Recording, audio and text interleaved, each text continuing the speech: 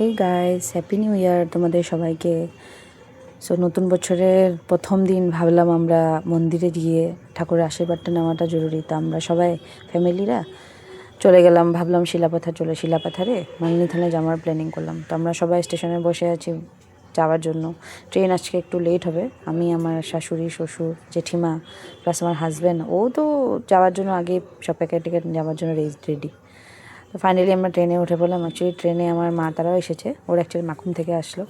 তো মা, আমার জেঠু, আমার বোন, আমার এই যে আমার বোন বসে আছে সাথে মা, আমার ওদিকে আরও, অ্যাকচুয়ালি ট্রেনে তো একসাথে সবাই বসা যায় না, সবাই আলাদা আলাদা হয়ে বসতে হয়েছে। ওইদিকে আমাদের জেঠি ওরাও আছে, এদিকে আমার শ্বশুর শাশুড়ি ওরাও বসে আছে। সবাই মানে নিজে নিজে যে যেখানে জায়গা পেয়েছে ওখানে বসে গেছে। মানে হাজব্যান্ড এদিকে আমার চা দিতে ব্যস্ত সবাইকে। আমি অ্যাকচুয়ালি চাও বানিয়ে নিয়ে গিয়েছিলাম সবার জন্য, ভাবলাম ঠান্ডাতে একটু সবারই ভালো লাগে। এদিকে আমার আরেক জেঠু, আমার জেঠি, ওরা আরেকটু দূরে বসেছিল আমাদের থেকে। আসলে জায়গা ছিল না বসার জন্য, তো আমরা ভাবলাম আলাদা আলাদায় বসি। ট্রেনে অ্যাকচুয়ালি সিট পাওয়াটাই মেন ইম্পর্টেন্ট, বাকি যে যেখানে বসি। গাইস, যাওয়ার সময় ভাবলাম বাইরের ভিউটা একটু রেকর্ড করে নিই তোমাদের জন্য। এত সুন্দর লাগছিলো দেখতে গাইস। আমরা বগিবিল ব্রিজের উপর দিয়ে যাচ্ছিলাম, তোমার বাইরে কুয়াশা দেখার মতো, মানে প্লাস ঠান্ডাও এত, ঠান্ডাতে তো আমার পুরো গলায় বসে গেছে। তোমরা আমার ভিডিওতে বুঝতেই পারবে আমার ভয়েস একদম চেঞ্জ। তারপরে শিলাপাথরে পৌঁছে ওখান থেকে আমরা নিয়ে নিলাম টোটো একটা নিয়ে চলে গেলাম মন্দিরে। তো মন্দিরে গিয়ে তো কী বলবো, আর গাড়ি ওখানে যেরকম ভিড়, মানে কী বলবো। অ্যাকচুয়ালি প্রথম দিন সবাই যায় মন্দিরে। আমাদের ডিব্রুগড়েও সেম, জগন্নাথ মন্দিরেও সেদিন পুরাই ভিড় ছিল। তো আমরা ভাবলাম জগন্নাথ মন্দির তো সামনে আছে, যাওয়া যায় যখন ইচ্ছা, তারপরে দূরের থেকেই ঘুরে আসে। তো সবাই চলে গেলাম। আরও আছে ওরা, অনেক মানুষ আগে পিছে হয়ে গেছে, সবাই একসাথে চলাটা পসিবল হয় না। আর আমি অ্যাকচুয়ালি সব জিনিস নিয়েও যেতে পারিনি। পূজার জন্য যা সামগ্রী সব বাইরে, মন্দিরের বাইরে যা দোকান ছিল ওখান থেকে কিনেছি। এটা দূরের থেকে নিয়ে যাওয়াটা পসিবল হয় না গাইস।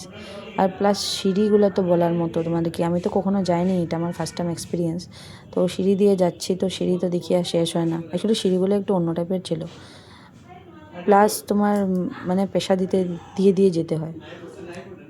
তারপর আস্তে আস্তে গিয়ে আমরা চলে গেলাম হাঁটতে। এদিকে আমার দিদা, ওরাও তো একটু বয়স্ক, ওদের জন্য একটু কষ্ট হয়ে আসা যাবে। তো মা ধরে নিয়ে যাচ্ছে আমার দিদাকে। মা, দিদা, বোন, জেঠু ওরা প্লাস সবাই মিলে একসাথে চলে যাচ্ছে হাঁটতে গিয়ে যেতে বাইরের ভিউটা একটু দেখছি। আমি আবার ঘুরে বারবার দেখছিলাম আমার হাজব্যান্ড আছে কি না। আমাকে দেখো না, আমি কীভাবে দৌড়ে যাচ্ছি, মনে হয় কখন গিয়ে মন্দিরটা পাবো।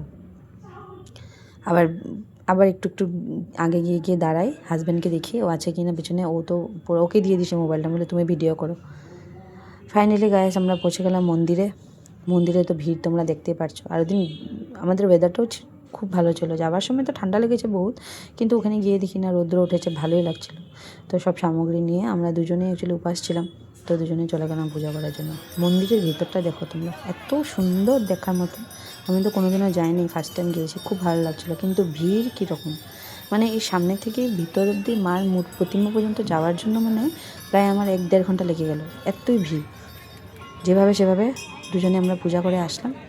ভিতরে তো প্রদীপটা জ্বালাতে দেয় না, তো আমরা বাইরেই সবাই মিলে দুজনে গাছের সামনে, গাছ একটা আছে ওখানে সবাই প্রদীপ জ্বালিয়ে দিলাম। গায়ে ভিড় দেখো তোমরা, গাড়ি কীরকম, মানে মানুষের ভিড় কীরকম হয়েছে সেদিন। আসলে 1 তারিখ সবাই এসেছে পূজা করার জন্য। তো আমরা এই গাছটার নিচে সবাই প্রদীপ জ্বালিয়ে বাইরের ভিউটা একটু ক্যাপচার করে নিলাম, যাতে মনে থাকে সবসময়। ঠাকুরের কাছে এটাই প্রার্থনা করি, যাতে আমাদের এই বছরটাও যাতে ভালোভাবে কাটে, ভালোভাবে সুখে শান্তিতে। এখন যাচ্ছি, পূজা শেষ, সকাল থেকে তো কিছু খাইনি দুজনেই আমরা। এই যে একটু দেখাই দিয়ে এখন যাই, দেখি কিছু খাই, তারপর আবার রওনা দেবো ঘরে যাওয়ার জন্য। সো গাইস, খাবারও আমরা ওরম কিছু খাইনি, ভেজে খেয়েছি পূজা দিয়ে, আর ননভেজ আর খাবার এসে করিনি। আজকের জন্য ঘোরা শেষ, যাই এখন আমরা ঘরে। পুরা ঘুরলাম, এই যে বাবা ঘরে যাওয়ার জন্য পাগল হয়ে যাচ্ছে, এখন ঘরে যাবে। Bye bye guys.